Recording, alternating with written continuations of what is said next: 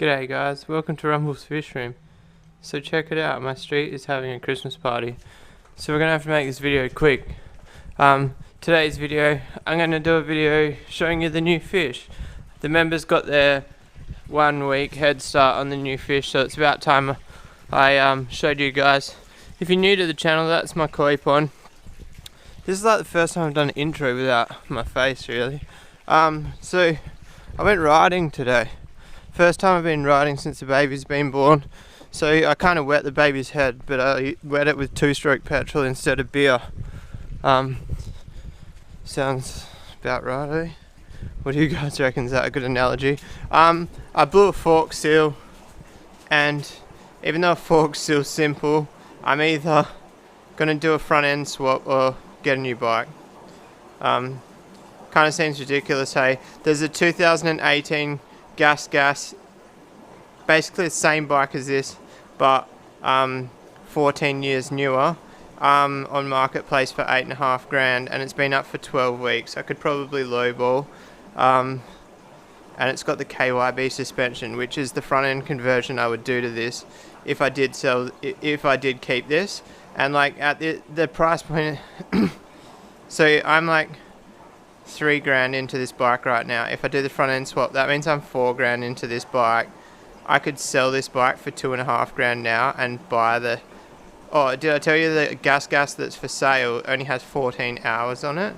But yeah, I would either have to sell my investments or get a loan, and I don't want to do either of those things.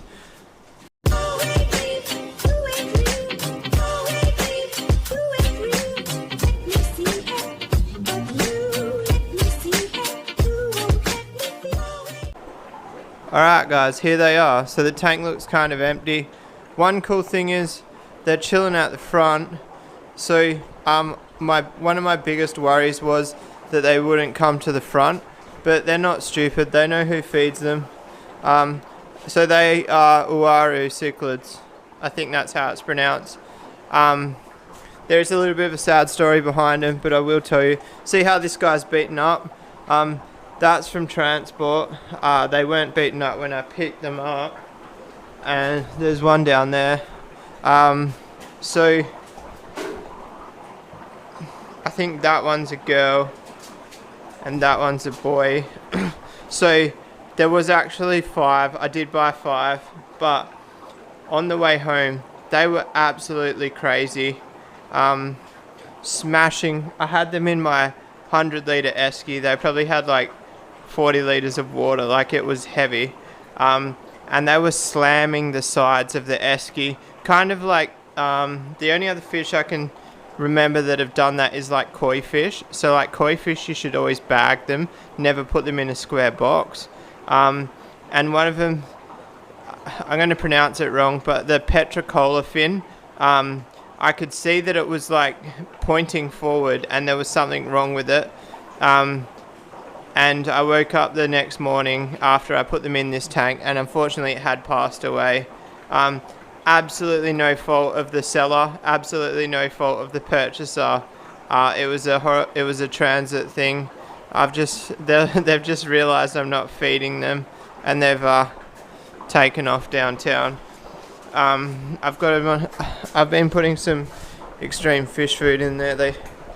They seem to be taking onto it. I saw them eat it yesterday, and then the day before that, it was all gone off the bottom. So I don't know if they will come say hi. They're so funny. Yesterday they were here, and I dropped the food, and they just watched the food settle to the floor, and then wait for it to hit the bottom. Complete polar opposite to the fish that used to be in the tank. Like, the fish that used to be in there were these Buccochromis, and they don't let the food hit the bottom. Imagine like 40 of them. That's what used to be in that tank. If you go through my old videos, surely there would be a video of me feeding the Buccochromis somewhere. They seem to be doing pretty well considering all their siblings just passed away. I don't see why I shouldn't get some breeding out of them. Just as I suspected, somebody I sold fry to years ago, and they bred them, reached out to me and asked me if I wanted any young ones. But the only problem with that is, if I get young ones off said person, they'll be too small to put with them, but I don't want to get rid of them, so it'll be one of those things where I need another tank. So I'm going to try breed the 7. We'll see how we go. I don't know how long, I shouldn't say that. I do plan on keeping these. I don't know how long I'll be excited about them for. Hopefully they, I don't know, I'm worried that they're going to be like too boring for me.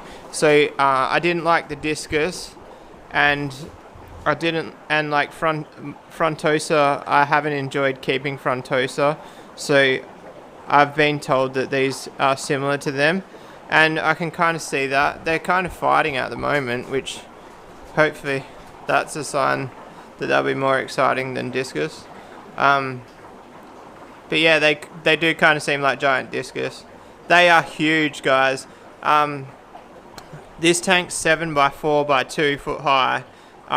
So you can't tell, but that sponge filter there is 35 centimeters across. So look at that. That boy there is over 20 centimeters. He's a monster, and they're only 18 months old. It's crazy. The person that I got him off, really anal about water changes, aged his water.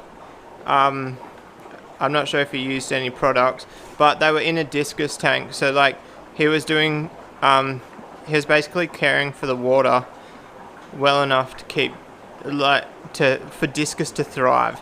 So the guy that I got these off took my discus, so I actually got, when I picked them up, I got to see all my old discus, which is pretty cool.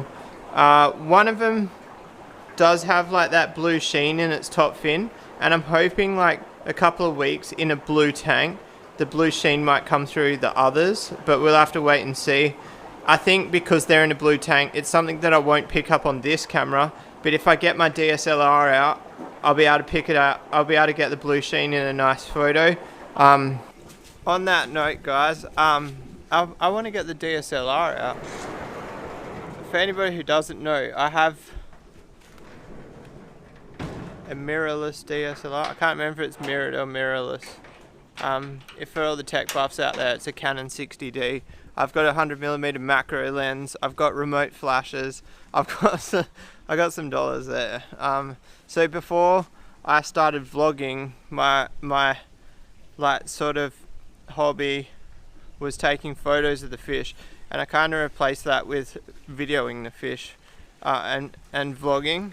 But it'd be cool if I could fit in a bit of both, you know. So I've got 3 weeks off now. I really want to put some attention towards my YouTube channel, maybe try get some more photos, put some time into the fish room. I need to put some time into the house. As you guys know, renovating my house, and that's been put on the back burner for a bit, but yeah, I got to do that. I want to do some tiling, so I might tile my bedroom. My bedroom's still concrete swimming pools. My bedroom is still concrete floors. That's the one. How about we end this video with feeding the koi? Did I show this thing on camera, guys? It's actually so good.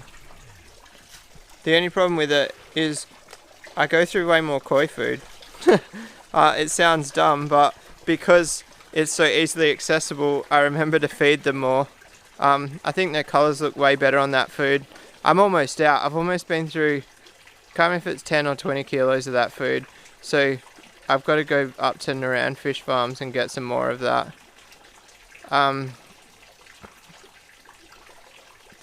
I could use the extreme aquatic goldfish and koi food, but it just wouldn't be practical.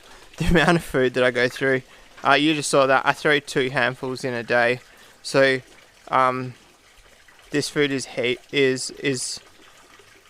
I don't know if it's as good, but it's definitely better than I'm not going to name the brand, but I was using a different koi food and it wasn't very good. Anyway, I don't know what they're doing. They're not. It's funny, right? So you come out here in the morning, they're there waiting for food. You come out here at night, they're there waiting for food. If you come out here at lunchtime, they don't even come to you. They know it's not the right time of day. But anyway, guys, if you like this video, give it a thumbs up. If you want to subscribe for more, hit that little red button. And I'll see you guys tomorrow. Peace out.